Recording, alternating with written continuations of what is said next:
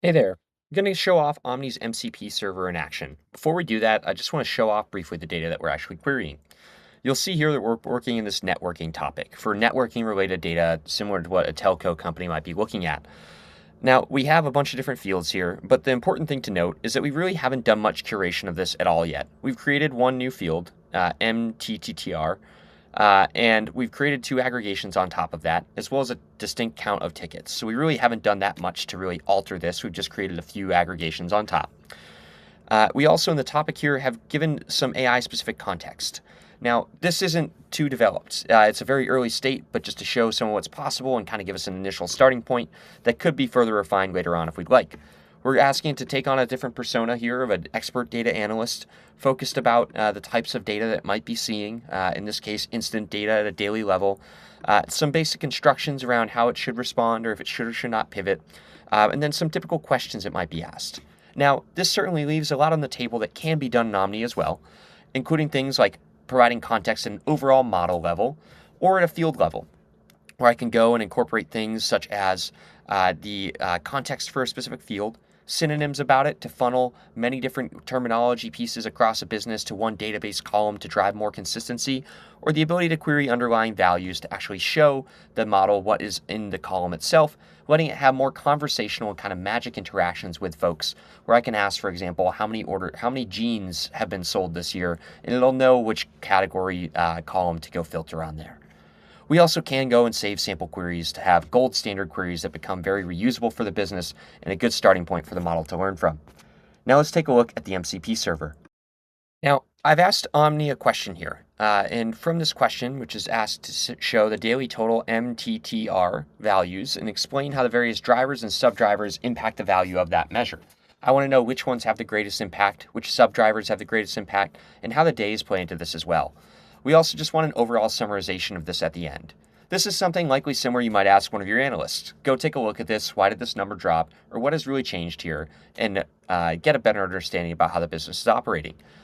And what this allows Omni to do with this abstraction in the MCP server here is we can go and run many different queries. We'll see that we actually ran 4 individual queries where Omni has taken our question, it has translated that into a natural language asked to the Omni API, which then converts that to the semantic layer. The semantic layer takes your definitions of how to write joins, the context between fields, all those different kind of pieces within Omni that have been encoded that we were just looking at within the Omni UI into account, which it then translates to SQL. This provides a nice set of guardrails and drives more consistency rather than a text to SQL direct approach there. Now, if we take a look at the results of this question, we'll see from these 4 different queries it starts to derive different things in a format that we asked it for, where we're looking at the daily total values. We can kind of break this down and see this categorized, but we also get it broken down by our drivers. We'll see the business service, device class, some information about the total, and the distinct ticket counts and contribution to the total as well.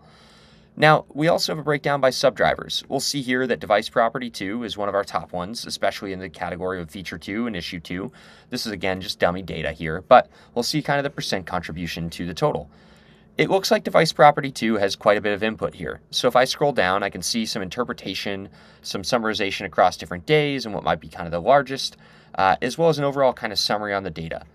I might then ask for it to say, hey, given that device property 2 was so impactful, which days had the highest impact? And let's double click a little bit there.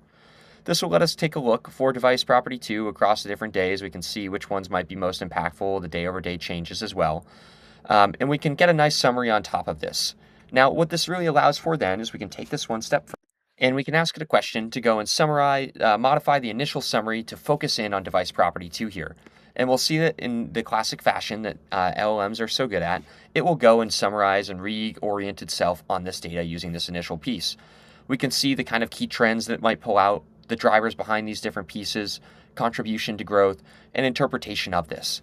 Really taking the traditional path of an analyst and helping accelerate their work, allowing them to zero in a little bit more on the detail. This can obviously be spun off in a variety of different ways. There's a lot more enrichment that we can put around this, but this is a really good starting point to understand the power of Omni's MCP server and how we can iteratively run many queries in sequence with one another to get a better picture of everything and summarize across all those different results and pull insights out from the information.